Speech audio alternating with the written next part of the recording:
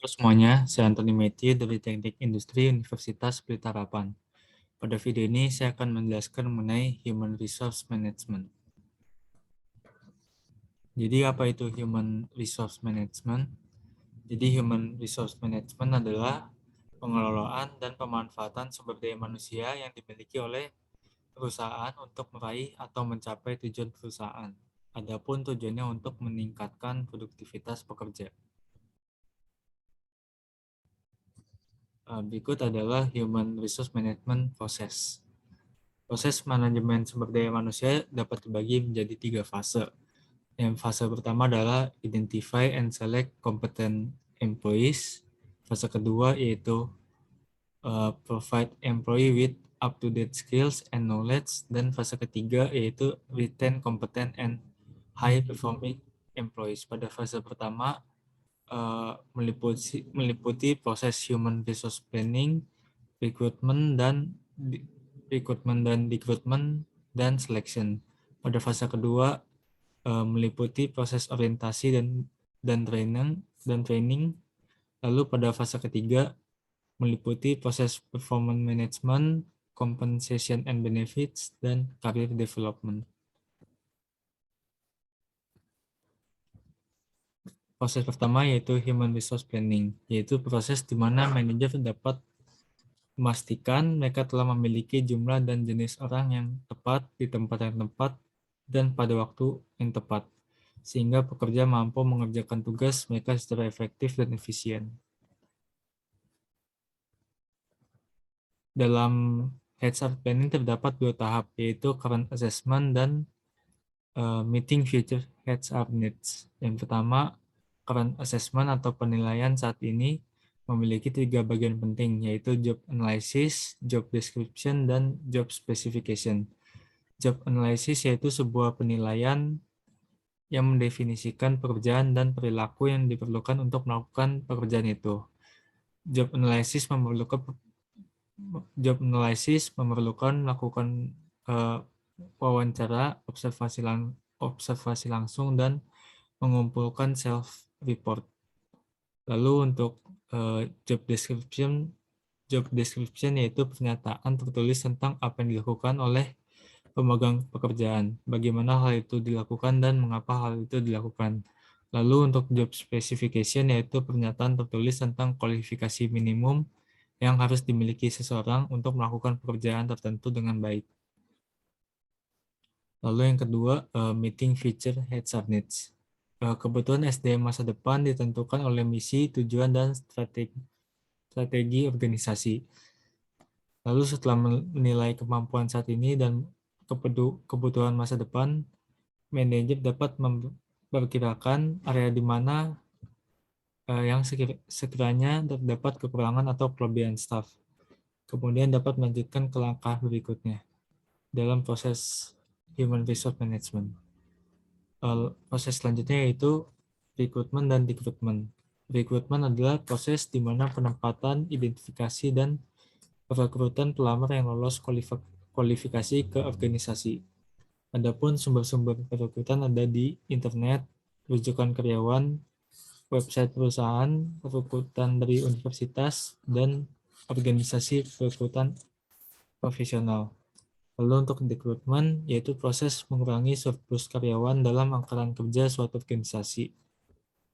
Adapun opsi-opsi rekrutmen seperti pemecatan, PHK, pengunduran diri, mengurangi minggu kerja, dan pensiun dini, dan job sharing. Proses selanjutnya adalah selection atau seleksi. Pada proses ini, pemilihan kandidat yang memiliki kualifikasi yang sesuai untuk mengisi pekerjaan-pekerjaan dalam suatu organisasi. Tujuannya untuk mendapatkan tenaga kerja yang memenuhi syarat serta kualifikasi yang sesuai dengan deskripsi pekerjaan yang ada, sesuai dengan kebutuhan organisasi.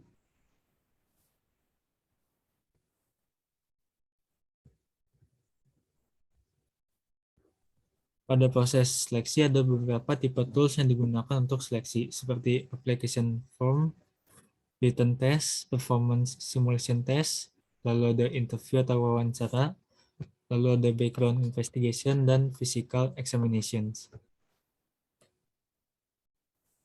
Lalu proses selanjutnya ada orientation atau orientasi, yaitu proses di mana transisi pekerja baru ke organisasi dengan cara pengenalan terhadap organisasi dan pekerjaannya.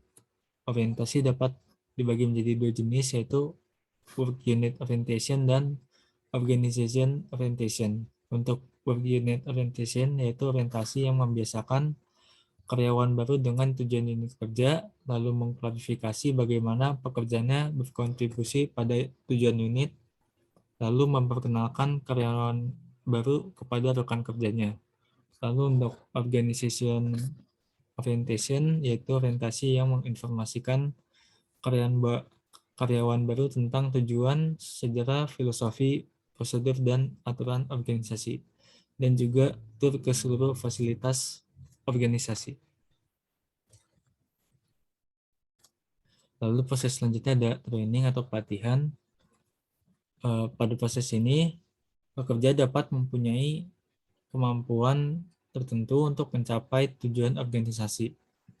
Secara terbatas, pelatihan menyediakan para karyawan dengan pengetahuan yang spesifik dan keterampilan yang dapat digunakan dalam pekerjaan mereka saat ini.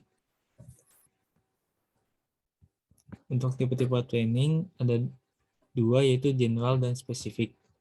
Untuk general, contohnya seperti keterampilan komunikasi, lalu ada aplikasi dan pemrograman sistem komputer, layanan pelanggan, keterampilan dan pengembangan manajemen, lalu ada penjualan, lalu ada keterampilan pengawasan, keterampilan dan pengetahuan teknologi, dan lain-lain. Untuk yang spesifik, contohnya ada basic life atau work skills, lalu ada keragaman atau kesadaran budaya, pengetahuan produk, keterampilan berbicara di depan umum, pembangunan tim, kesehatan, dan lain-lain. Untuk metode pelatihan ada dapat bagi menjadi dua, yaitu tradisional dan teknologi base. Untuk tradisional yaitu ada on the job, rotasi pekerjaan, mentoring and coaching, workbooks atau manual, lalu ada kelas kuliah dan latihan pengalaman. Untuk yang teknologi ada menggunakan CD, DVD, kaset video atau kaset audio, lalu ada konferensi video atau telekonferensi, dan juga ada e-learning. Proses selanjutnya yaitu ada performance management, yaitu proses mengevaluasi seberapa baik karyawan mengerjakan pekerjaan mereka ketika dibandingkan dengan standar yang ada, dan kemudian mengkomunikasikan hasil evaluasi tersebut. Ada 7 metode penilaian kinerja. Yang pertama ada written essay, yaitu mendeskripsikan kelebihan dan kekurangan pekerja, past performance, dan potensi yang dimiliki. Lalu yang kedua ada critical incident, yaitu fokus terhadap perilaku yang membuat pekerja efektif dan tidak efektif dalam bekerja. Lalu ada graphic rating scale, yaitu menyediakan data berupa data kuantitatif dan memiliki sekumpulan skala faktor performa. Lalu ada BARS atau singkatan dari Behaviorally Anchored Rating Scale, yaitu kombinasi dari critical incident dan graphic rating scale. Selanjutnya ada multi-person comparison, yaitu pekerja dibandingkan dengan pekerja lainnya dalam kelompok kerja. Lalu ada MBO, di mana pekerja dievaluasi berdasarkan seberapa baik mencapai tujuan yang spesifik. Lalu ada penilaian 360 derajat, di mana memanfaatkan feedback dari supervisor, karyawan, dan rekan kerjanya. Proses selanjutnya ada compensation and benefits, yaitu imbalan yang diterima pekerja atas pekerjaan mereka, termasuk kompensasi total yang meliputi gaji dan tunjangan, atau kompensasi tunai yang meliputi pembayaran saja. Untuk compensation dapat dibagi menjadi dua, yaitu direct atau langsung dan indirect atau tidak langsung. Untuk yang direct terdapat base pay yang meliputi upah dan gaji, dan variable pay yang meliputi bonus, insentif, dan stock options. Untuk yang indirect terdapat benefit seperti asuransi kesehatan atau jiwa, cuti berbayar, lalu ada retirement pensions dan kompensasi pekerja dan lain-lain. Untuk penentu kompensasi dan benefit, ada berbagai seperti masa kerja dan kinerja karyawan, jenis pekerjaan yang dilakukan, jenis bisnis, lalu ada serikat pekerja, padat karya atau modal, lalu ada filosofi manajemen, lokasi geografis, profitabilitas perusahaan, dan ukuran perusahaan. Lalu proses selanjutnya adalah career development, yaitu urutan posisi jabatan yang dipegang oleh seseorang selama hidupnya. Nah, setelah mengetahui 8 proses human resource tadi, saya mengambil contoh pada perusahaan Google untuk melihat penerapannya.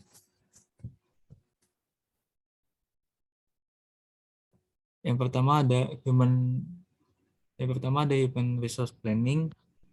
Untuk job analysis, Google menggunakan kombinasi dari metode analisis yang berorientasi pada pekerja dan berorientasi pada pekerjaan. Google menggunakan metode analisis yang berorientasi pekerjaan seperti pada research and development, product design, dan manufaktur. Lalu Google menerapkan metode analisis berorientasi pada pekerjaan yang membutuhkan keahlian interpersonal seperti posisi manajemen sumber daya manusia. Lalu karena Google ada perusahaan yang besar, maka variasi deskripsi dan spesifikasi pekerjaan sangat luas. Deskripsi dan spesifikasi untuk posisi product development sebagai contoh sangat berbeda dari deskripsi dan spesifikasi untuk posisi human resource management. Meskipun demikian, Google menekankan karakteristik tertentu pada semua karyawan, seperti kecerdasan dan dorongan untuk keunggulan di semua posisi pekerjaan di seluruh organisasi. Proses kedua yaitu rekrutmen. Google hanya mempekerjakan pekerja yang terbaik. Google mencari dan memilih kandidat yang paling cocok di antara kumpulan kandidat terbaik di seluruh dunia. Untuk rekrutmen, Google memiliki laman khusus yaitu careers.google.com untuk melampirkan resume untuk melihat apakah cocok dengan posisi yang dilamar sebelum diseleksi lebih lanjut. Lalu ada beberapa universitas yang sering dikunjungi Google untuk magang dan rekrutmen. Seperti di India, terdapat 10 universitas yang sering dikunjungi Google India. Selanjutnya ada proses seleksi. Google menyeleksi kandidatnya dengan adanya online assessment, short virtual chats, project work, dan in-depth interview. Untuk online assessment, pada seleksi ini kandidat diminta untuk mengerjakan suatu tugas seperti quiz coding setelah submit resume. Lalu untuk short virtual chats, sebelum masuk ke interview mendalam, kandidat akan dihadapi dengan 1 atau 2 percakapan pendek melalui telepon atau video call dengan perekrut. Lalu ada project work. Google terkadang meminta kandidatnya untuk mengerjakan proyek kecil sebelum interview mendalam. Pada tahap ini, kandidat akan diminta menulis coding dan akan dilihat bagaimana cara berpikir kandidat tersebut dan bagaimana kandidat tersebut mendekati masalah. Lalu yang terakhir ada in-depth interview atau wawancara mendalam. Google biasanya melakukan 3 hingga 4 kali wawancara terhadap kandidatnya dalam satu hari, baik melalui video call ataupun secara bertemu langsung. Untuk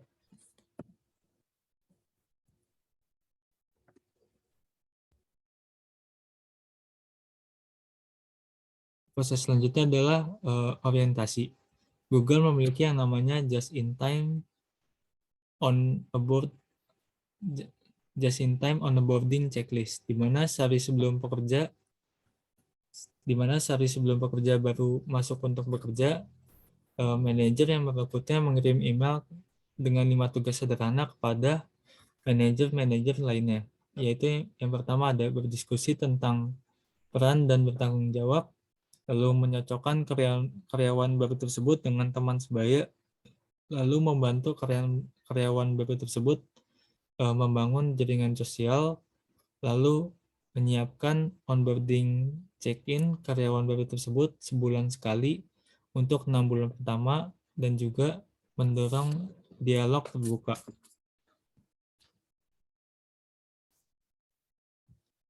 Proses selanjutnya yaitu training.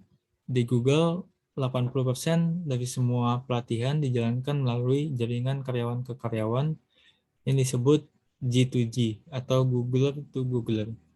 Jaringan pengajar sukarela yang terdiri lebih dari 6.000 karyawan. Google ini mendedikasikan sebagian waktu mereka untuk membantu rekan-rekan mereka belajar dan berkembang.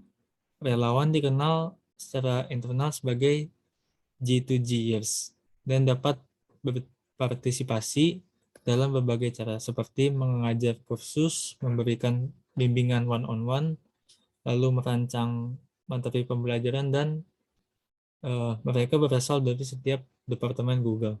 Satu hal yang membuat program G2G begitu sukses di Google adalah karyawan berpartisipasi secara sukarela dan didukung oleh budaya yang menghargai pembelajaran. Selanjutnya adalah proses performance management.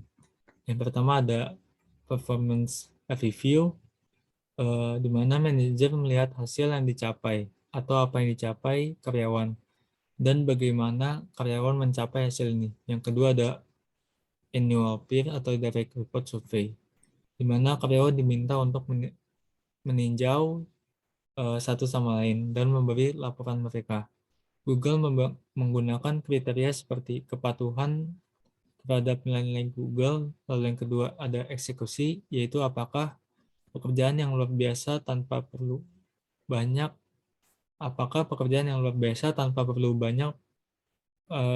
bantuan dari manajer dan rekan kerja. Lalu yang ketiga ada kepemimpinan pemikiran. Lalu kriteria keempat ada kepemimpinan, yaitu menunjukkan keterampilan kepemimpinan memimpin proyek dan masalah dan bersikap proaktif. Lalu ada kriteria terakhir yaitu kehadiran, yaitu membuat dirinya didengar dan terkait erat dengan kepemimpinan yang muncul. Lalu yang ketiga ada self evaluation, di mana para pekerja diminta untuk menilai dirinya sendiri dengan 5 kriteria yang sama pada annual peer, dengan 5 skala dari tidak pernah sama sekali hingga selalu melakukan. Yang keempat ada 360 degree feedback, yaitu di mana beberapa karyawan ada latar belakangnya ada 360 degree feedback ini, itu beberapa karyawan hebat dalam memberi citra yang baik tentang kontribusi mereka. Tetapi ada juga yang berkontribusi secara signifikan tapi tanpa menuliskan cerita yang wah pada laporannya. Seringkali manajer membawa kesan yang bias dan terbatas tentang dampak dan perilaku laporan yang ditulis mereka. Nah, proses tinjauan 360 derajat ini memberi manajer gambaran holistik tentang laporan langsung mereka. Lalu yang kelima ada kalibrasi. Manajer mengadakan sesi kalibrasi tahunan ini, yang bertujuan untuk berfokus pada karyawan dengan kinerja terbaik. Lalu karyawan dengan kinerja terbaik tersebut akan promosikan.